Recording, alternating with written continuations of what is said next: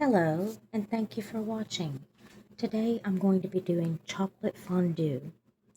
I have a 4-ounce unsweetened chocolate baking bar because the regular chocolate is going to be banned under SNAP-MAHA due to the sugar content.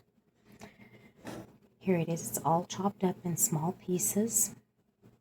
And I have 3/4 cup granulated sugar, 1/2 cup heavy whipping cream, 1/2 stick of unsalted butter, 1/2 teaspoon of vanilla extract, or you could use a tablespoon of your favorite liqueur, such as cherry liqueur, coconut liqueur, almond liqueur, whatever your favorite liqueur is. And it's not going to be harmful because the alcohol is going to be cooked out of it. It's just for aroma, but it's not necessary. You don't even have to have the vanilla extract. And a pinch of salt. And here I've set up a double boiler, and that's just a small saucepan and a medium-sized Pyrex bowl, and I'm going to put water in the bottom of the saucepan. The water cannot touch the bowl, okay? So if you have a fondue maker, that's fine, but you don't need it. You can do the double boiler method. And then when you're done, you can take this and set it on a hot plate and set it on the table for serving. And for dippers, you could do a wacky cake because it's a spongy cake. I'll show a recipe for wacky cake pretty soon. You could use strawberries, bananas, orange slices. You get the idea. And you don't even have to have fondue forks. You can use plastic forks or just regular forks from your silverware drawer.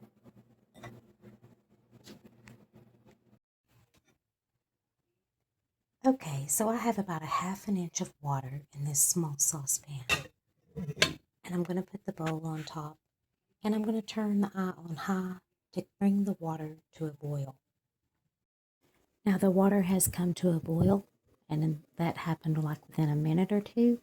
So I'm going to turn the heat on low. So now that we're on a soft boil, we're going to add the chocolate first, stirring while it melts. So now the chocolate has melted. It melted on low. Now I'm going to turn it up to about 3, and I'm going to start adding the butter, the sugar, and the heavy whipping cream.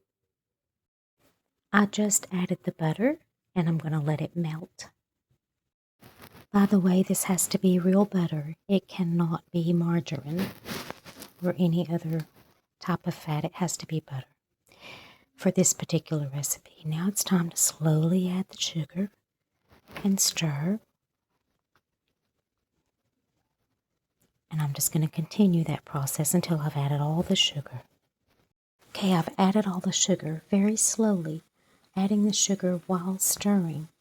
Now I'm going to turn the eye on 2 because what's happening is it's starting to bubble, and I don't really want that. Now it's time to slowly stir in the heavy whipping cream, just a little at a time. I added a pinch of salt, and now it's time for the vanilla extract, which is completely optional and unnecessary. Now it looks a little grainy because of the granulated sugar, so I'm going to turn the eye back to 3. And when it starts to kind of bubble, I'll turn it down again and stir.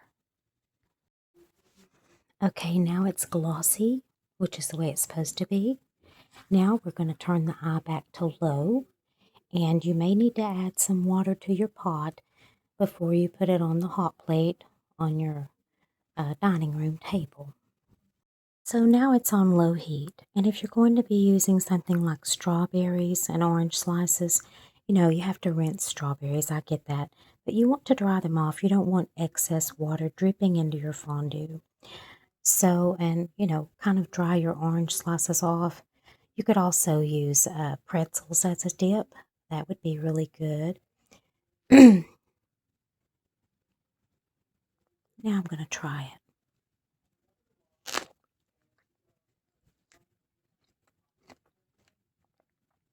Oh, wow.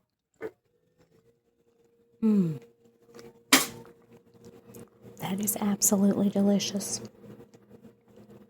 Absolutely delicious. You would never believe that came from an unsweetened baking bar because they taste terrible by themselves. I like to do strawberries, bananas, and orange slices. And if I have any wacky cake, I like to use that. Pretzels, just anything that you think would go good with chocolate fondue. You can even make really simple peanut butter balls and dip peanut butter balls in the fondue. So anyway, I hope you enjoyed this video. I'm going to take this and put the whole thing on a hot plate. First, I'm going to make sure I've got some liquid in here. Let's see, it has evaporated some, I'm sure. Yep, it has. But not much, okay? Oh, a little side note. Whatever is left over, you can let this cool. You can put it in a airtight container. Put it in the refrigerator. You can bring it back out and you can reheat it. In case you're wondering, this makes about 2 1/4 cups. So plenty for 2, possibly even 4 people. So if you bring it out to reheat it, it's a good idea to start it out on low and gradually increase the heat to about 3. You might have to add a little heavy whipping cream, maybe a half teaspoon of butter in order to get the consistency back, because when you reheat it, of course, more liquid is going to evaporate.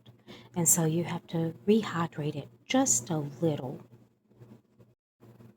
If you don't want to reheat what is left over and use it for fondue to finish it up, you can mix this with peanut butter or other ingredients. You could use it to make a sauce, a frosting, ganache, bonbons. Just, don't throw it away. There's always a use for it. You can even Google what to do with leftover fondue chocolate. Nothing has to go to waste. Chocolate fondue is a beautiful thing.